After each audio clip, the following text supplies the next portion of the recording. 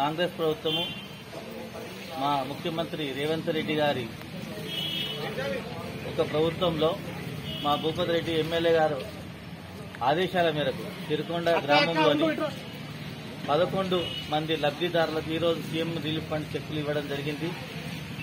ఇవి 2,65,500 రూపాయలు విలువ గల చెక్కులను ఈరోజు మా సిరికొండ గ్రామంలోని పేదలైనటువంటి మరియు ఎవరైతే హాస్పిటల్లో ట్రీట్మెంట్ చేస్తున్నారో వాళ్ళ కోసము ఈరోజు మేము చెక్కులు ఇవ్వడం జరిగింది.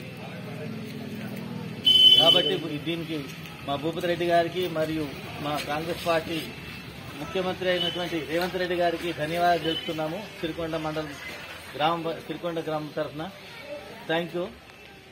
జై కాంగ్రెస్.